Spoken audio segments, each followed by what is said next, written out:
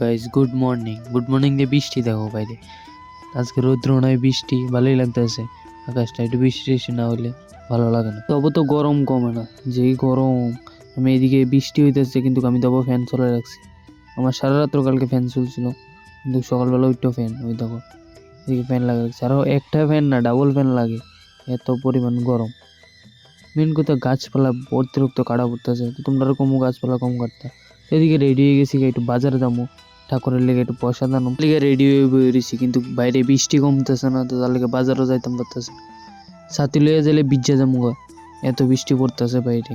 তো কি তা রেডি হয়ে বেরিয়েছি। তো এদিকে গাছ বৃষ্টি কমে আইছে, তো বাইরে গেলাম বাজারের উদ্দেশ্যে। তো গাছ এদিকে রাস্তার ভিতরে জল টল প্রচুর জমা রয়েছে। তো কি তা ডাইরেক্ট দোকানে গেলাম দোকানে যাই সেরা মিষ্টি লইলাম ঠাকুরের লিগা, বলতে বরিন্দা লাড্ডু আর কি। বাড়ির উদ্দেশ্যে আবার যাইতেছি লই আইসিরা। তো এদিকে আবার একটা সমুদ্র, ওই দেখো বাড়ির যাইতেছি, কিন্তু রাস্তার ভিতরে এত পরিমাণ জল জমে মারিছে, পুরো সমুদ্র তো বাড়িতে সেরা প্রচুরভাবে ঘুমাইছি, কিন্তু সারাদিন বৃষ্টি আসছিল।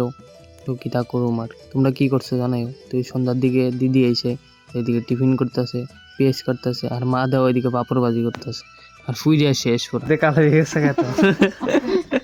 মানে পালাই দিছে, এমনি পাখিটি সুন্দরই করছে। ট্রাই করে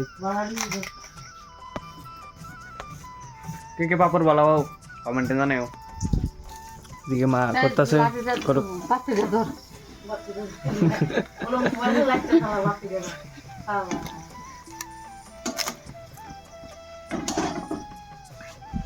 পেঁয়াজ কেটে লেছে, কিতা বানাইতেছে দেখা মতো। সন্ধ্যাবেলা কত কিছু, মুড়ি মাখা, পাপড়, শসা। দিদি, মা মা মা